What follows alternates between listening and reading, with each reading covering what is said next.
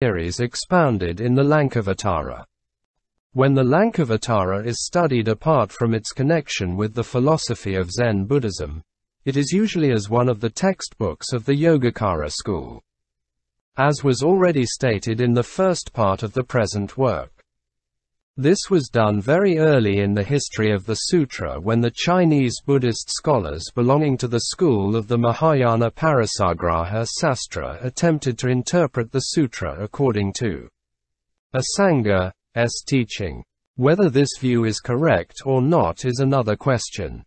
But the fact is that the sutra contains the theories relating to the so-called psychological explanation of existence, such as the doctrine of Citamatra and the system of 8 Vijnanas, which also make up the contents of the Yogacara philosophy. To complete, therefore, the study of the Lankavatara, these theories are also to be examined even though cursorily. Next, the doctrine of emptiness or no birth is the foundation of Mahayana Buddhism. It is not necessarily confined to the Madhyamika school of Nagarjuna, though this has been exaggerated too far so that some scholars are led to regard emptiness as the exclusive property of this school. The fact as it stands is that it is a common possession of all the Buddhist schools, psychological as well as logical. The Lankavatara is thus insistent too on the doctrine of emptiness. Indeed, as much as the Prajnaparamita Sutras, only it uses the term no birth or unborn, more frequently than emptiness or vacuity. Both connote the same thing, and are quite interchangeable. A chapter has thus been reserved in this book for the treatment of this idea as expounded in the Lankavatara. The question of Buddhahood is another important idea in a work claiming to elucidate the Lankavatara in its various aspects. Not only is its conception of the Tathagata to be examined, but also that of the triple body. Though these two are closely related indeed, they are two sides of the same shield. I think it best to treat them separately. The doctrine of the T.R. IPLE body is not yet formally systematized in the sutra, as is for example in the Suvara Prabhasa, which has a special chapter devoted to the treatment of the subject. The adumbration of the theory is, however, clearly traceable in the Lankavatara. I have tried to make the point clear in the following pages apart from the notion of Tathagata-hood. The 4 topics have thus been chosen as requiring special consideration in the Lankavatara when it is dissociated from the teaching of Zen Buddhism, which are the doctrine of mind only, the dogma of the triple body, and the Tathagata. These, however, do not exhaust the whole range of thoughts finding expression in the Lankavatara. There is more material which may claim room in these studies. No doubt, what is left after the 4 topics just mentioned and outside its connection with Zen, is not so weighty as to require any extensive treatment, as far as the sutra itself is concerned. The last chapter is then devoted to these minor subjects: the 1 vehicle and the 3 vehicles, the 5 fatal sins, the 6 paramitas, the 4 jhanas, and meat eating. 1. The doctrine of mind, only one of the principal theories in the sutra. Something about the doctrine of mind only has already been stated, but more will have to be written about it if the Lankavatara is to be treated as an independent Mahayana sutra, not necessarily in connection with the teaching of Zen Buddhism. There is no doubt that the purpose of compiling the sutra was, on the part of the author or editor, to emphasize the all-importance of the self-realization of the truth in its practical bearing on the life of the bodhisattva. But when self-realization is to be given its contents so that the experience becomes communicable, that is, when it is made the subject of a philosophical discourse, something more has to be said. The mere statement of the fact that the truth realized in the inmost consciousness constitutes the reason of the Buddhist life is altogether too inadequate to convince other people. The Lankavatara has to be more than an utterance of the inner experience. To be consistent with the general philosophical tradition of Mahayana Buddhism, it has to advocate the doctrine of mind only. We may, therefore, say that the teaching of Zen Buddhism, philosophically stated, is a pure idealism. This chapter will now be devoted to an elucidation of the Lankavatara doctrine of mind only. What is then meant by the mind only? Let me quote some gathas relative to the subject. When things existent are regarded as being free from the bondage of mutual dependence, there is decidedly nothing but mind. I say, nothing but mind. Mind is the measure of all things. It is the abode of their self-nature, and has nothing to do with causation and the world. It is perfect in its nature, absolutely pure. This is the measure indeed. I say. The worldly way of thinking views the mind as the individual self, but there is no such substantial reality. So with the substance of the skandhas, the worldly way of thinking views it as real. In reality it has no existence. There are four sorts of sameness for those who discipline themselves in religious life: appearance, causation, coming into existence, and the fourth is egolessness.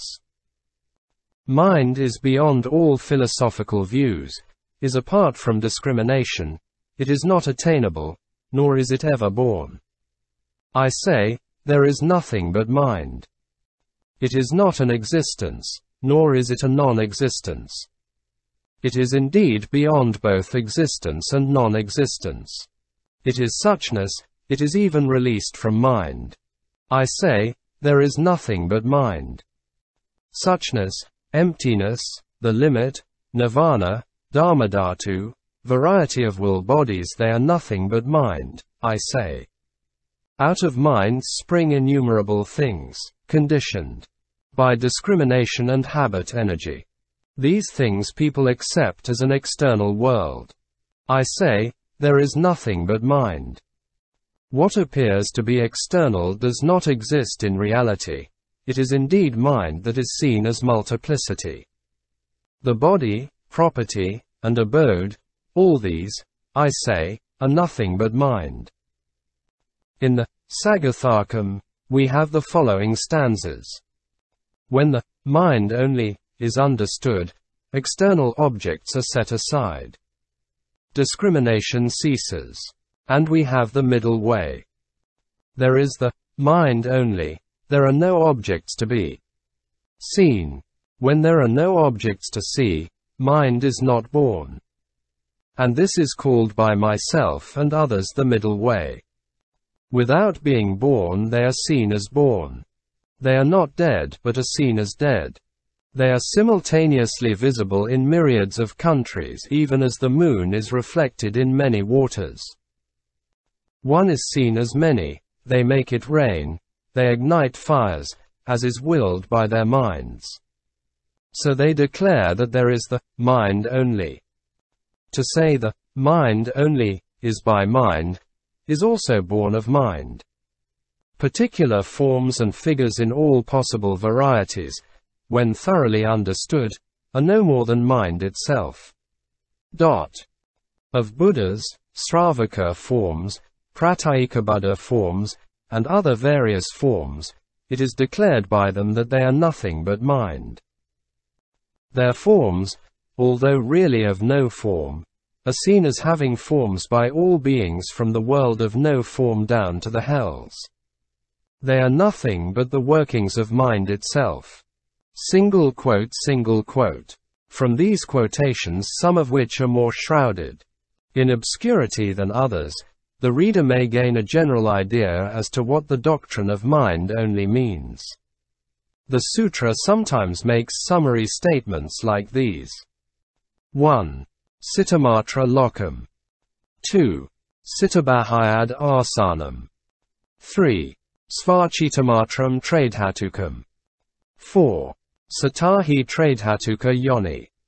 5. Trivavachitamatram. Opening parenthesis. The triple existence is nothing but mind. 6. Sita hi sarvam. Sagatharkam. 7. Sarvarupavabhakasa ki yada sita pravartate. Opening parenthesis. When mind evolves, all forms are manifested. Closing parenthesis. Siddhartha Kam. Speaking in the modern way, the theory of mind only is a form of pure idealism. All that we habitually consider having an objective value, such as our own body, property, and the land where we have our abodes, are no more than our own mind projected and recognized as externally extending and real. Even nirvana, the truth of suchness, emptiness, reality, all these are but our mental creations, having no objective validity as far as they are forms of discrimination. We, ordinary mortals, see the Buddha in his multifarious manifestations, which, however, are the reflections of our ideas formulated in the mind by virtue of inherited memory mysteriously working from time immemorial. Passages quoted relative to the doctrine. The doctrine of mind only runs through the Lankavatara as if it were warp and weft of the sutra. To understand it is to realize the ultimate truth, and not to understand it is to transmigrate through many a birth and death.